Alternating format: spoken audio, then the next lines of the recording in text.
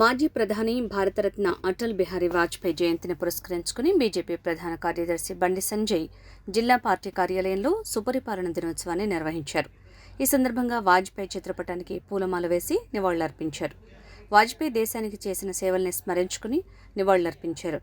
అనంతరం మీడియా సమావేశంలో బండి సంజయ్ మాట్లాడుతూ, పదవుల కోసం ఎంతటికైనా దిగజారే వ్యక్తులు పార్టీలో ఉన్న ఈ రోజుల్లో నమ్మిన సిద్ధాంతం కోసం, విలువల కోసం ప్రధానమంత్రి వంటి అత్యున్నత పదవులని తృణప్రాయంగా వదిలేసుకున్న మహానాయకుడు వాజ్పేయి అని బండి సంజయ్ అన్నారు. ఇక కాంగ్రెస్ ప్రభుత్వం ఇచ్చిన 6 గ్యారంటీల దరఖాస్తులు సరైందే, కానీ కొత్త రేషన్ కార్డుల పరిస్థితి ఏంటని బండి సంజయ్ ప్రభుత్వాన్ని ప్రశ్నించారు. రాష్ట్రంలో గత 10 ఏళ్లుగా ఒక్క కొత్త రేషన్ కార్డు కూడా ఇవ్వలేదని, ఇప్పటికే 10 లక్షల కుటుంబాలు రేషన్ కార్డు కోసం దరఖాస్తు చేసుకున్నాయని పేర్కొన్నారు.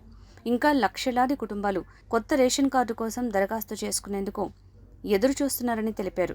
ఎన్నికల సాకుతో బీఆర్ఎస్ ప్రభుత్వం మాదిరిగా దరఖాస్తులకే పరిమితం కావద్దని కోరుతున్నామని తెలిపారు. బీఆర్ఎస్ పార్టీ గతంలో నమ్మించి మోసం చేసింది. హామీలిచ్చి చేతులు దులుపుకోవటం వల్లే ఆ పార్టీని ప్రజలు తిరస్కరించారని తెలిపారు. నిజమైన లబ్ధిదారుల్ని గుర్తించే విషయంలో రాజకీయాలకు అతీతంగా అన్ని పార్టీలను, ప్రజాప్రతినిధులను భాగస్వాములను చేయాలని కోరుతున్నట్లు బండి సంజయ్ తెలిపారు. ఇవాళ కాంగ్రెస్ పార్టీకి తెలంగాణ రాష్ట్రం అప్పుల పాలైన విషయం తెలుసు. ఎన్నికల ప్రచార సందర్భంగా కాంగ్రెస్ పార్టీ స్పష్టంగా చెప్పింది, తెలంగాణ రాష్ట్రం 6 లక్షల కోట్ల అప్పు ఉంది అని చెప్పి కాంగ్రెస్ పార్టీ బీఆర్ఎస్ పార్టీని విమర్శించింది. వాస్తవం, ప్రచారం చేసింది. అయినప్పుడు కూడా అప్పు ఉందని తెలుసు. మీకు అప్పు ఉందని తెలిసి కూడా అప్పులు తీరుస్తామని చెప్పి ఒక ప్లాన్ మీకు ఉండొచ్చు. 6 గ్యారెంటీలు ఇచ్చారు. అసెంబ్లీ వేదిక కూడా ఎన్ని అప్పులు చేసిరో బీఆర్ఎస్ పార్టీ ప్రభుత్వం మీరు స్పష్టంగా తెలియజేశారు. అప్పుల విషయం తెలుసు, అప్పులు ఎట్లా చేసారో స్పష్టం చేశారు. 6 గ్యారెంటీలు కూడా ఇచ్చారు. అంటే మీకు ఒక ప్లాన్ ఉంటుంది, ఈ అప్పులను ఎట్లా తీర్చాలి, ఈ 6 గ్యారెంటీలను ఎట్లా అమలు చేయాలి, మీకు ఒక ప్లాన్ ఉంటుంది. ఆ ప్లాన్ ఏంటి ప్రజలకు చెప్పండి ఫస్ట్. కాంగ్రెస్ పార్టీ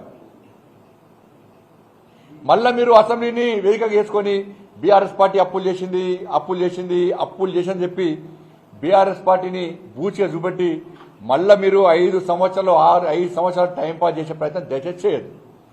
అప్పుల విషయం మీకు స్పష్టంగా తెలుసు. మీ ప్లాన్ ఏంది, మీ ప్రణాళిక ఏంది, ఎక్కడి నుంచి నిధులు పట్టుకొస్తారు, సంపదను ఏ విధంగా సృష్టిస్తారు, మీరు 6 గ్యారెంటీలకు నిధులు ఎక్కడి నుంచి తీసుకొస్తారు, అప్పుల ఊపిలో చిక్కున్న తెలంగాణ రాష్ట్రాన్ని ఏ విధంగా కాపాడతారు, ఇంకో ప్లాన్ చెప్పండి ఫస్ట్. తెలంగాణ ప్రజలు ఇలా కన్ఫ్యూజన్లో ఉన్నారు, బాధల్లో కష్టాల్లో ఉన్నారు. గతంలో ప్రభుత్వం హామీలు ఇచ్చి మొత్తం మా బతుకులు నాశనం చేసింది. ఏ ఒక్క హామీ నెరవేర్చలే. మా ఒక్కొక్కరి పేరు మీద 1,60,000 అప్పు చేసింది. మేము నమ్మి కాంగ్రెస్ పార్టీకి ఓటిస్తాం. కాంగ్రెస్ పార్టీ ఇప్పుడు కూడా ఇంకా స్పష్టం చేస్తలేదు. ఇంకా బీఆర్ఎస్ పార్టీని బూచిగా చూపెట్టి అప్పులు చేసిందని చూపెడతారు. వాళ్ళు అప్పులు చేసిన అంటే వాళ్ళకు గుణపాఠం చెప్పినాం. ఇవాళ మీకు అధికారం ఇచ్చినాం. మీరు ఏ విధంగా అప్పులు తీరుస్తారు, ఏ విధంగా 6 గ్యారెంటీలు అమలు చేస్తారు, ఏ విధంగా తెలంగాణ రాష్ట్రాన్ని అభివృద్ధి బాటకు తీసుకొస్తారు, నిధులు ఎక్కడి నుంచి సమకూరుస్తారని చెప్పి విషయాన్ని స్పష్టం చేయాల్సిన బాధ్యత కాంగ్రెస్ పార్టీ ప్రభుత్వం మీద ఉంది.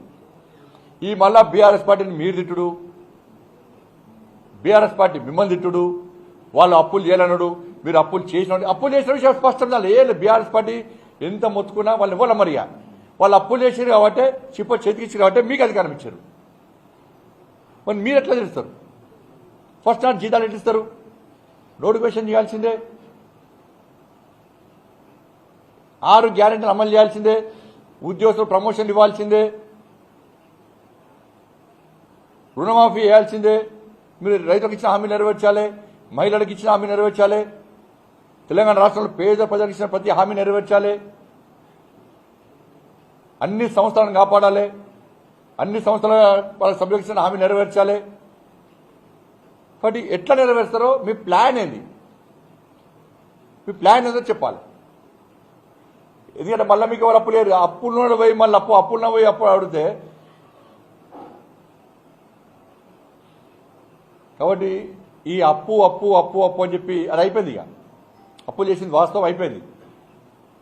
కాబట్టి మళ్ళీ ఏ విధంగా మీరు తెలంగాణ రాష్ట్ర ప్రజలకు భరోసా నింపడము, పెట్టుబడులు తెలంగాణ రాష్ట్రానికి రావాలంటే కూడా మీ ప్లాన్ చెప్పాలి. ఎస్, తెలంగాణ రాష్ట్రం అప్పుల పాలైంది, మేము తెలంగాణ రాష్ట్రాన్ని ఈ విధంగా కాపాడతాం, మాకు ఈ విధంగా సోర్సెస్ ఉన్నాయి. మాకు మేము నిధులు సమకూర్చుకుంటున్నాం.